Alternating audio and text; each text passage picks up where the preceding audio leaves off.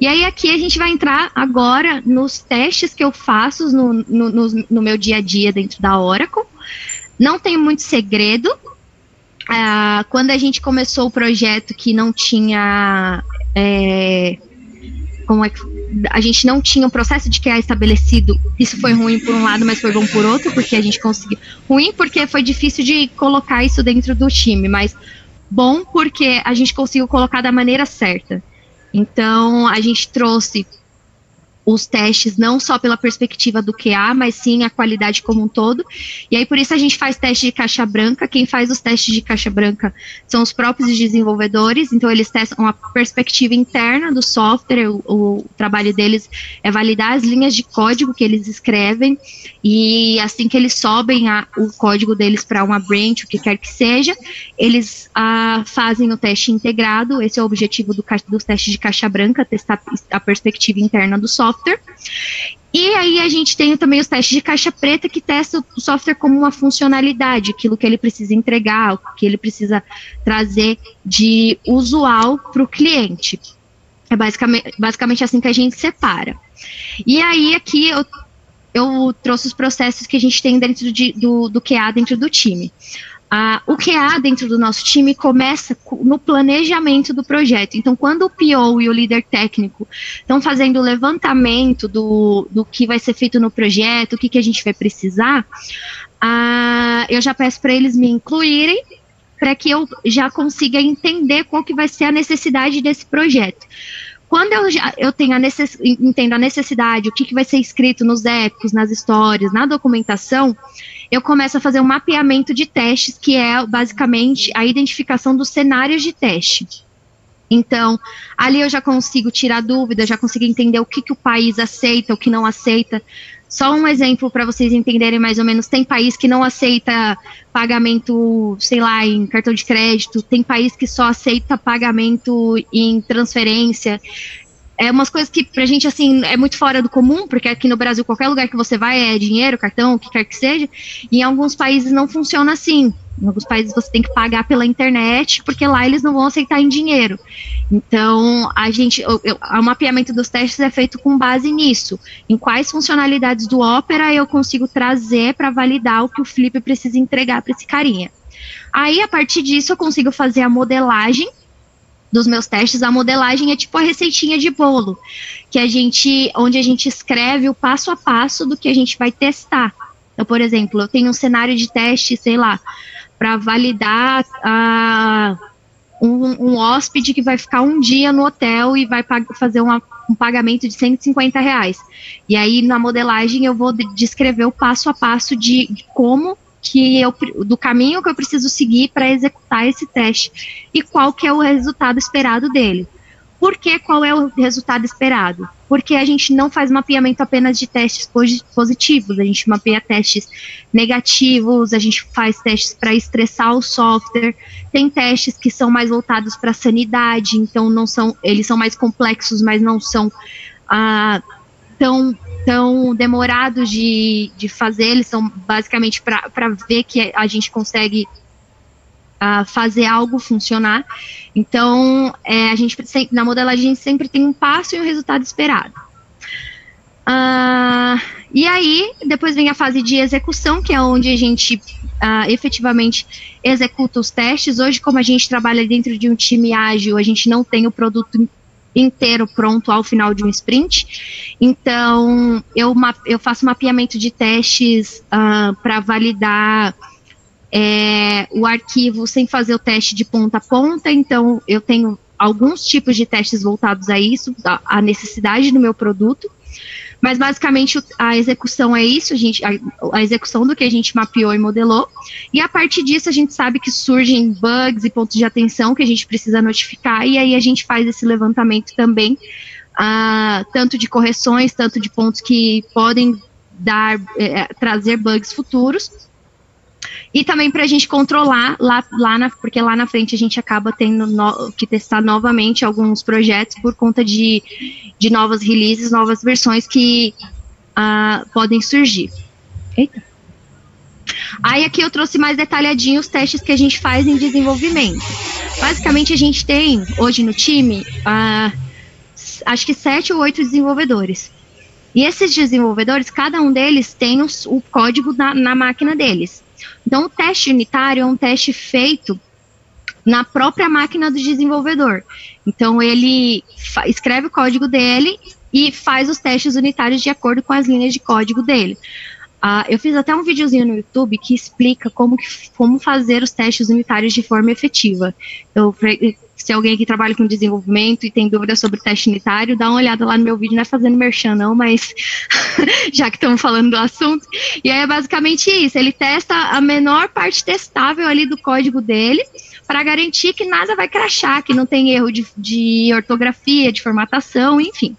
E aí, quando eles sobem o código deles para uma branch oficial, que é a branch do time, a branch onde o QA vai testar, ou a branch onde vai para o cliente, eles fazem o teste de integração, que é pegar todos os códigos, compilar em um arquivo só, e testar para ver se não tem nada ali crashando, quebrando, porque isso pode acontecer, o código de um pode corromper o de outro, enfim, esse tipo de coisa acontece no dia a dia e a importância do teste de integração é essa. Então, esses testes são feitos do lado da galera lá de desenvolvimento. Eu, como QA, não interfiro muito nesses testes, porque esses testes estão voltados para o código. E eu, como QA, não posso ficar olhando para o projeto da perspectiva do código, pelo menos no que eu faço hoje. E aí, para isso, eu tenho os testes funcionais, que são os testes que testam lá a caixinha preta que eu mostrei para vocês. A gente começa pelos testes de sistema, que basicamente vai testar tudo aquilo que o QA mapeou, que o QA entende como a necessidade da funcionalidade do produto. E aí, quando o QA entende que isso está legal, que isso está pronto, está de acordo com o requisito, com o que o cliente espera, ele passa para os testes de aceite, que normalmente são feitos pelo PO do projeto, ou pelo gerente de projeto, pelo stakeholder que a gente entende ali, né? Tipo, a pessoa que escreveu o requisito e que precisa dar o aceite no produto que a gente está entregando. Então, dentro do meu time, quem faz o aceite hoje é o PO. Então, e ele basicamente tem os testes dele que são voltados para funcionalidade também, não são tão específicos como os do QA, o QA testa muita coisa, o PO meio que dá um checkzinho ali em cada funcionalidade, e são basicamente esses os tipos de testes que a gente tem ali na construção desse software, né? A gente começa com unitário, integração, sistema e aceite. A gente tem esses 4 pilares, que inclusive são, esses 4 testes é o que o ISTQB, que é a empresa que certifica na CTFL, entende como necessários para a qualidade de um software. Então, como eu falei para vocês, que eu sou QA, mas não sou eu que garanto a qualidade, é isso. Vocês veem que tá todo o time está envolvido nos testes, todo o time está envolvido na qualidade. O desenvolvimento tem o trabalho deles, o PO tem o trabalho dele, eu tenho o meu trabalho, todos com o mesmo objetivo, de entregar um produto de qualidade ao final dos projetos. Aí, no nosso time, a gente também tem os testes de release. As releases acontecem quando a gente tem um produto em produção e a gente precisa subir uma nova versão para o cliente, de alguma atualização, ou de correção de um bug, ou simplesmente porque a gente vai incluir um novo projeto dentro de uma versão de produção, e aí a gente vai precisar, para isso a gente precisa de release. Releases acontecem ocasionalmente, são trocas de versão. Para isso, o QA geralmente faz um teste que a gente chama de teste de regressão. A gente pega uns pontos principais dos testes de sistema que a gente fez lá no começo do projeto e retesta para validar que está tudo ok, mas aí a gente retesta para cada projeto que a gente fez na vida. Todos os projetos que estão naquele release são testados na regressão, só para a gente garantir que o que está vindo de novo não está quebrando o que já tinha e também está ok com o que tem de novo no nosso produto. É mais ou menos isso. As releases são tão importantes quanto aqueles 4 testezinhos que a gente viu agora há pouco. Aí aqui eu sempre coloco um fluxo de valor, porque a gente tem que entender isso, o valor de um produto não está lá na fase final, o produto é constituído da documentação, o design, construção, desenvolvimento, e aí ao final o QA, o aceite e tal, e eu coloco isso como o valor do produto, a garantia de qualidade, ela está no todo, porque não adianta a gente não entender o requisito, não desenhar direito, não desenvolver certo e chegar ao final e falar, atrasou porque o QA não fez direito, porque o QA pediu muito tempo, o QA ficou achando muito bug. Então, hoje, o que funciona muito bem para o time que eu trabalho é aquilo que eu falei para vocês. O QA entra lá na fase de planejamento, a gente trabalha o mais unido possível, a gente se ajuda, não tem essa de comigo não morreu, é um time ágil, o time não tem papéis definidos, se alguém falhou, o time falhou, se alguém acertou, o time acertou, então não tem um culpado, não tem um foco, né, em uma área, tipo assim, foi o desenvolvimento que atrasou, foi o teste que atrasou, no fim das contas isso não importa, o fluxo de valor, ele está dentro da garantia do trabalho de todo mundo ali que está envolvido nesse produto. E, gente, terminei.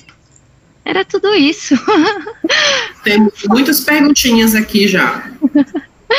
Bora para as perguntas. Eu tô aqui com a minha caneca, olha.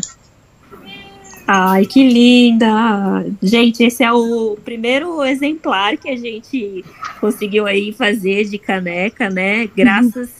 Graças a Dani e a sua super irmã, que tem esse traço lindo. Então, logo mais teremos mais novidades sobre as canecas, tá? Tá só começando, gente. Exatamente.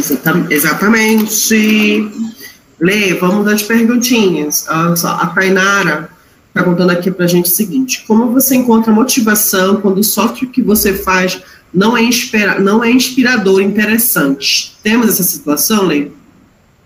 Eu já passei por isso. Eu fiquei 8 meses em um projeto onde eu não entendia nenhum objetivo do que eu estava testando, do produto que eu estava fazendo.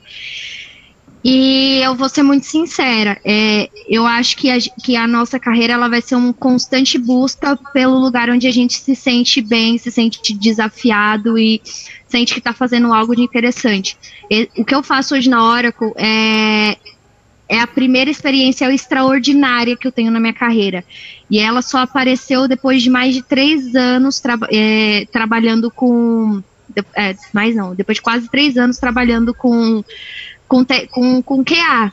Então, eu acho que assim, se você não está satisfeita, não está feliz, continue investindo no seu potencial, na sua carreira, para que você encontre algo e se encontre em algum lugar que realmente faça sentido para você. O lance é não se acomodar. Se não tá legal, vai procurar algo melhor. Comigo aconteceu que hoje eu falo com tanto amor do que eu faço que as pessoas acham que eu sempre vivi isso, e na verdade não. Eu fiquei 8 meses em um projeto de onde eu saí praticamente devastada, eu saí de lá chorando, eu fiquei 3 meses pedindo para o meu gestor me tirar de lá e ele não me tirava porque a cliente não deixava, e até que chegou num ponto que eu tava com o emocional tão abalado que eu falei para ele chorando que eu precisava sair de lá, que eu não conseguia entender o que eu tava fazendo lá. E nesse momento eu me senti fraca, eu falei, cara, tipo, eu precisei chegar no meu limite para as pessoas entenderem que eu não estava feliz aqui. Então, não aceite isso, não aceite chegar no seu limite para virar a página, para querer novas oportunidades. Se não tá legal, já vai atrás de uma coisa melhor. A gente sabe que não é fácil, não é de um dia para o outro, e não é você desistir do que você está fazendo aqui, eu vou pedir as contas e vou tentar em outro lugar. Não, também não é assim, não é isso. Mas não se acomodar e não aceitar, beleza, é isso que eu tenho, eu vou aceitar viver com isso.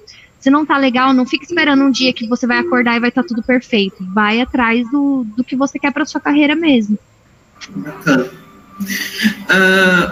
A Tainara também pergunta aqui pra gente, no contexto ágil, escrever cenários de teste e seu passo a passo, não fica oneroso? Qual a sua opinião sobre o uso de checklists ou mapa mental para esse fim? Então, fica, mas eu acho que aí dentro o ágil ele dá a liberdade da gente conseguir, da gente fazer os processos de QA da melhor forma para nós. Então não adianta eu querer escrever teste para tipo validar o fluxo todo, se dentro das minhas validações eu vou ter um software quebrado. Então, tudo é adaptação. Você não precisa. É legal você seguir os processos, você entender a necessidade dos processos e a importância deles, mas você conseguir adequar. No começo desse projeto que eu trabalho hoje, quando eu entrei com aquela cabeça de cascata, de QA em cascata, e eu precisava fazer o QA em cascata funcionar ali, eu não conseguia. Só no momento que eu comecei a ceder e que o desenvolvimento também passou a ceder, que a gente conseguiu trabalhar junto. Então, pega o que é de bom disso que a gente já sabe dos processos de QA e traz para o ágil. Aquilo que você percebe que não vai funcionar, que não rola, descarta. Não fica batendo cabeça com isso.